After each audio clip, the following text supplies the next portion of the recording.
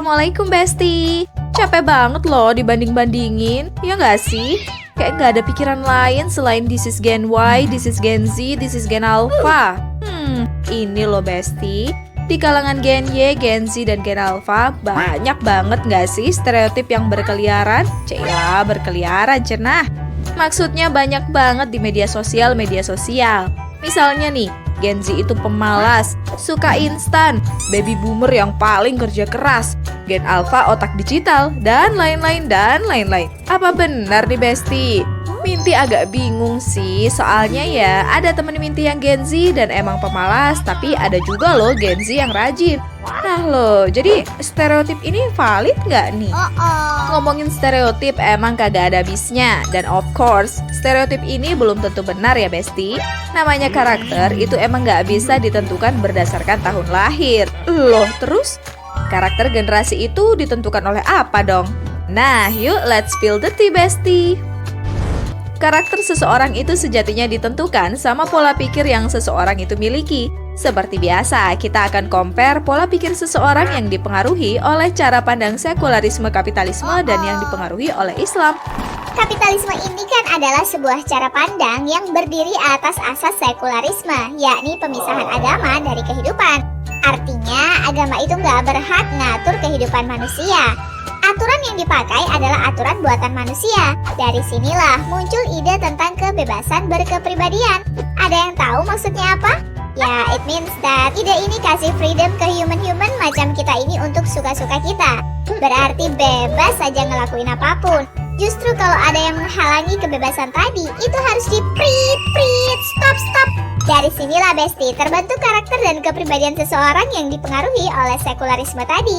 Jadi pribadi yang terombang-ambing dan ikut arus gitu. Kayak layangan, terbang kemanapun angin membawanya. Ya, ada yang bermental rapuh, ada yang males-malesan, ada yang instan karena don't like kesulitan.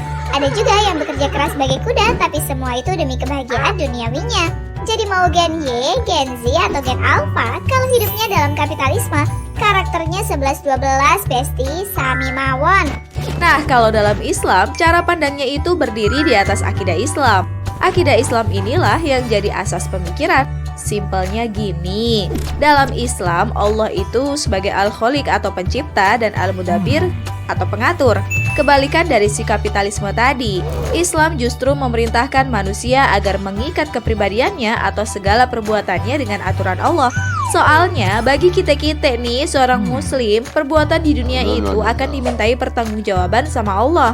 Nah, pada nggak mau dong ya pas balik kampung ke akhirat, sama Allah dimasukin ke neraka. Ih, nggak mau. Jadi karakternya pun akan menjadi karakter terbaik, menjadi orang yang tangguh dalam menjalani hidup, ikhlas dan sabar dalam jalan Islam, pemberani, waktunya dicurahkan semuanya untuk agama, terus mampu mencapai ikhtiar terbaik dan tawakal tertinggi demi kemuliaan Islam dan kaum muslimin. Karakter juga dipengaruhi sama informasi apa yang biasanya dia telan dari media Besti. Media dalam sekularisme kapitalisme isinya syarat akan kebebasan dan boleh aja bikin konten yang diharamkan Allah. Selama ada fulus alias untung, ya bakalan dibikin terus tuh kontennya. Coba tengok macam mana tuh media sosial kita. Udah macam tuh serba aja, semua ada. Maksudnya ada kebiasaan flexing dan hedon yang bikin anak muda terngiler-ngiler pengen niruin. Ada gaya hidup liberal yang bebas, pergaulan bebas, dan yang ter-open minded of the year. Yang kalau diingetin tuh, langsung keluar kata-kata andalan. Tolong ya, lu gue, shut up. Aduh, terus porno-porno gitu ada juga, kekerasan ada juga. Apalagi ya? Kayaknya banyak banget ya arus pemikiran yang gak berasal dari Islam di media sosial kita. Sih, apa jadinya kalau ini tiap hari dinikmati anak muda? Ini akan ngebentuk personality kita jadi so bad. Trust me, Besti. Sedangkan kalau dalam Islam, media itu bukan bebas, tapi harus sesuai dengan aturan Allah Sang Maha Pengatur. Media dalam Islam cuma boleh menyebarkan informasi yang bisa meningkatkan keimanan dan ketakwaan. Jadi nanti kita tidak perlu susah payah ngefilter manual konten di media sosial, tapi otomatis semua bakal sesuai sama Islam. Ini butuh peran negara, Besti, untuk mengendalikan media.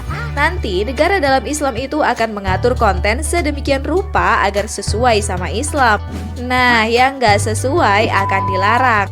Dan kalau masih tetap maksa, bakalan ada sanksi Islam yang tegas. Jadi entar pas nonton malah ngiri sama kesolihan yang dipertontonkan. Iri pengen masuk surga juga, so good right? Terakhir nih, pendidikan juga berpengaruh sama terbentuknya karakter. Pendidikan dalam paradigma kapitalisme ini hanya berorientasi pada nilai materi.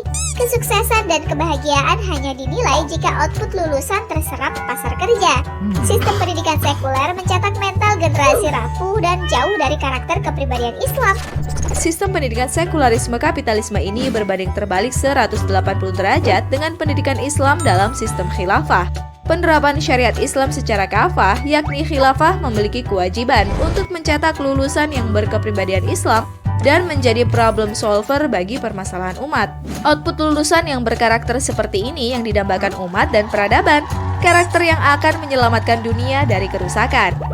Tapi pendidikan yang super duper keren ini cuma bisa dihasilkan oleh sistem pendidikan yang sahih, yakni sistem Islam atau khilafah. Sebenarnya masih banyak faktor penentu. Tapi sekali lagi Besti, yang paling baik sedunia, durasinya nanti panjang banget videonya, kasihan editor. Kapan-kapan kita lanjut lagi, oke? Kembali ke laptop. Jadi yang bisa menyatukan semua generasi itu ya emang cuma Islam. Karena Islam yang mampu membentuk kepribadian Islam pada semua generasi. Keren kan? Uhuy! Nah, supaya karakter generasi ini jadi sesuai sama kepribadian Islam, berarti kita butuh segera berubah dengan cara ngaji Islam ideologis dan nggak cuma berubah doang. But kita juga harus merubah, membawa perubahan untuk menuju tegaknya Islam kafah dalam kehidupan. Berarti dakwah memperjuangkan Islam dalam naungan khilafah, Besti. So, apalagi yang ditunggu? Langsung aja nggak sih? Nggak pakai lama, kita bergabung dengan jamaah Islam ideologis. Pahami agamamu, bangga berislam kafah. Wassalamualaikum warahmatullahi wabarakatuh.